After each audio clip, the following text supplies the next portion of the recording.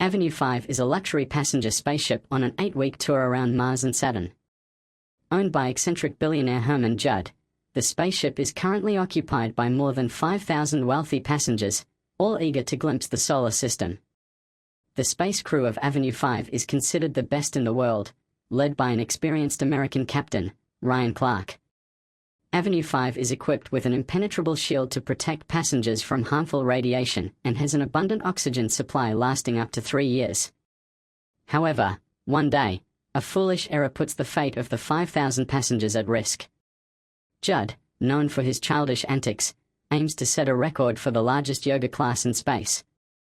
He gathers nearly 1,000 passengers at the ship's port for the event, which overloads the area and causes the ship to malfunction. A warning sign appears in the control room, but an engineer, Billy, dismisses it. This leads to a phenomenon called a gravity flip, throwing all passengers to one side of the spaceship. Chaos ensues as many are injured by falling debris. After a tense few minutes, Billy manages to stabilize the situation by pulling a lever. Gravity is restored, but another engineer, Joe, who was repairing something outside, tragically dies. In the aftermath, Captain Clark reassures everyone, calling the incident a minor inconvenience and claiming the situation is under control. However, he is unaware of the dire events to come. Shortly after, Clark continues trying to contact Joe, not knowing he is already dead. Billy approaches him with alarming news. First, she warns of a knock-on effect caused by the passengers smashing to one side of the ship. Then, she reveals Joe's death as a result of the gravity flip. Shocked and furious, Clark leaves the scene. Meanwhile, on Earth, at Judd Galaxy headquarters, the control room watches the unfolding crisis in horror. Rav Muclair, the mission chief, scans the spaceship and discovers devastating news. Due to the knock-on effect, Avenue 5 has veered off its trajectory. The initial 8-week journey has now been extended to a 3-year voyage. Rav calls Judd, his assistant Iris, and others to a meeting and breaks the news. Amid the chaos, Captain Clark starts speaking in a British accent, shocking everyone who believed he was American. He then confesses he is merely a British actor hired to motivate the crew and passengers with his speeches. Clark reveals he has no expertise in operating a spaceship, and his heroic tales of space exploits are fabrications. Judd and the others, enraged, demand to know the real captain's identity. With a soft voice, Clark admits it was Joe, the recently deceased engineer.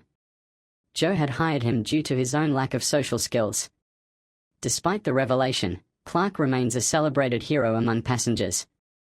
He and Billy announce the extended journey to the crowd, assuring them that engineers are working tirelessly to ensure safety. A nosy passenger, Karen, demands further explanation. Clark promises more details after Joe's proper send-off. Since no coffins were loaded on board, Judd reluctantly donates his personal solid gold coffin for the funeral. Later, Clark pretends to guide the ship while an engineer named Cyrus arrives with a potential solution, a shorter route back to Earth that could reduce the journey to just 6 months. While Clark is eager to share the news, Billy advises caution, as Cyrus is known for exaggeration. Nevertheless, Clark leaks the information to Karen, who spreads it to everyone. During Joe's funeral, Billy warns Clark that the heavy coffin could cause issues, but he dismisses her concerns. When the coffin is launched into space, its weight alters the ship's orbit, causing it to accompany them on their journey. Meanwhile, on Earth, Rav meets with NASA, seeking their help for a rescue mission. However, Judd arrogantly claims they will return in 6 months and insults NASA, ending the call. Back on Avenue 5, 3 passengers injured during the gravity flip succumb to their injuries. Billy designs lightweight, transparent coffins for their funerals to prevent orbital issues.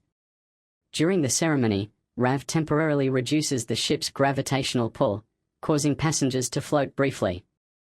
The coffins launch slowly and join Joe's in orbit, with the transparent design making the corpses visible.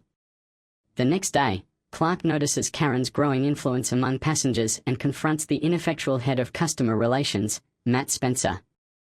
He invites Karen for a meeting, but during their discussion, his British accent slips, exposing his true identity.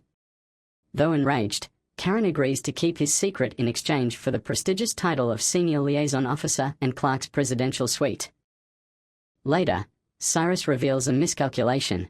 The journey will actually take 3.5 years. He suggests ejecting 500 passengers to reduce weight and shorten the trip, but Clark rejects the idea outright. Karen announces the updated timeline to passengers, framing it emotionally to avoid panic. Meanwhile, Clark learns that the engineers are actors hired by Judd for their looks. Billy reveals the real engineers working in a secret basement. Clark socializes with them and is surprised by their optimistic attitude despite the crisis. Judd organizes a party to improve morale, proposing a PR strategy involving a photo shoot by the Turd Shield, a radiation barrier made of human waste. Frank, Karen's husband, accidentally triggers a malfunction during the shoot, causing the shield to rupture.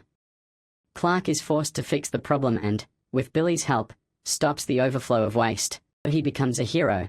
Billy remains frustrated at being overlooked. That evening, a scaled-down celebration called the 145th Way to Home party takes place.